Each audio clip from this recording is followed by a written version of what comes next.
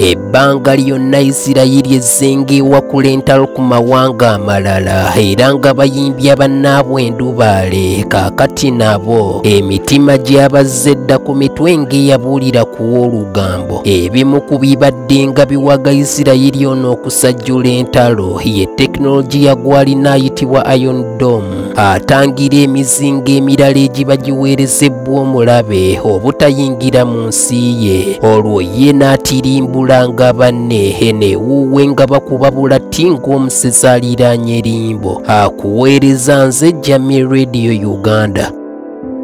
Ne ku mulundi guno tekinologiya y'omu eyamuyenudde okulumba eggwanga erya Iran mwe yasesebbuulidde enfu za Iran mwekolera bbomu ez'ekika kya nukiriya eziwera, okwo nga kw'otadde n'okuleka abamu ku baduumizi mu ggye ly'eggwanga erya Iran nga basindikiddwa okulunda embogo. N'abantu ba bulijjo ba Saalumanya nabo baaluguzeemu obulamu, beppo n'abawerera ddala okusigala nga banyiga biwundu. Isirayiri yalowoozezza nti Iran waakumuleka ayineeyine nga bwe guzzenga gubeera ku mawanga amalala. Kumba okulumba Iran yeetyabidde akalimu obuwuka. Nkutumiddeko nnyo mukwano gwange omukyalo omukkakkamu ennyo, omuyivu ate nga mukozi, Honorable Hasna Muwanga, MP to be Kampala Woman MP. Emizinga Iran gye yaweereza ne gye buli eno mu Isirayiri egikyabasuza nga bagulumbadde nga mimmonde mu bikata, oluvannyuma lw'abantu abaaluguzeemu obulamu n'abandi ne babuukawo n'ebisago eby'amaanyi ekyabadde tekisuubirwa. N'ebimu ku bizimbe eby'amaanyi mu kibuga Tel Aviv eky'eggwanga erya Isirayiri byalekeddwa ku ttaka, ate ne bannansi abasoba mu 5000 ne basigala ng'aw'okwegeka olubaba wamma wamme. Gwe omulungi ampuliriza nkuyita okukuguza ettaka mu Nkeeze Real Estates Company Limited ku bbeeyi ennungi okuzaama. Poloti ez'ebyapa n'ez'endagaano ku Masaka Road, Mityana Road, Bombo Road ne Gayaza Road. Poloti zirina okuviira ddala ku miliyoni 3 n'okudda waggulu. Gula ettaka okuva mu mikono emituufu era emyesimbu, owone ebyokuviiramu awo ng'ayokya eddiba ly'omusota. Nkeeze Real Estates Company Limited tusangibwa Busega wano mu Kampala. Oba okutukubira ku ssimu n'okusindika obubaka ku WhatsApp ku 0709 44526.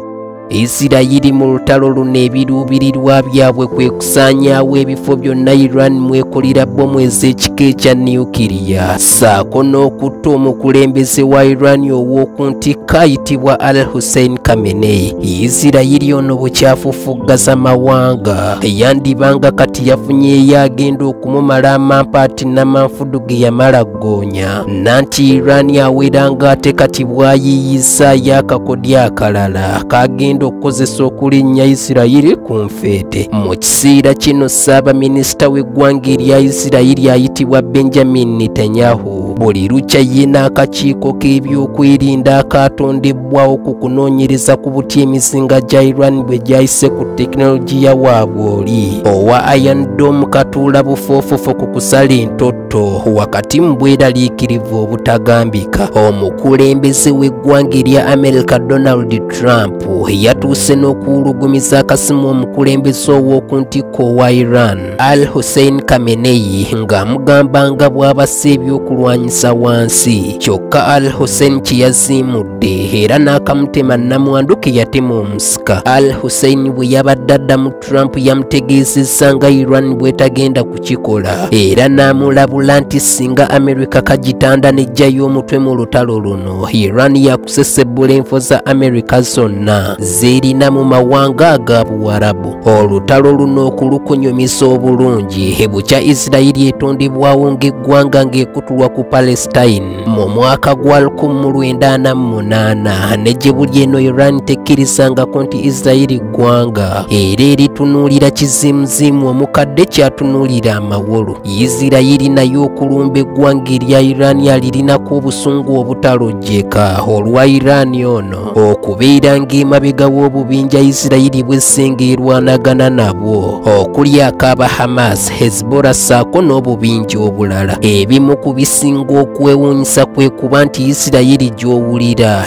nsi ntono nnyo ddala ng'eri mu muwendo gw'abantu obukadde 9 n'okusoba nga Iran ekubisaamu eggwanga lya Isirayiri emirundi gye ssinza na kwetantala kukubalira kuba Iran ye eri mu bantu obukadde 9 n'okusoba. Emboozi ya leero ku lutalo luno kanjira ngiwunzikira wano ate we tunaatandikira mu mboozi eddako nkujjukiza Nkeeze Real Estates Company Limited mu empito okuguza ettaka ku bbeeyi ennungi okuzaama nga poloti ez'endagaano zitandikira ku miliyoni 3 n'okudda waggulu ate ez'ebyapa ku miliyoni 7 ku nguudo okuli Masaka Road, Mityana Road, Bombo Road ne Gayaza Road. Tusangibwa Busega 1 mu Kampala oba okuyita ku namba essimu 0709 445627. Mbadde Jamii Radio Uganda okukuweereza Wangala Masomoji.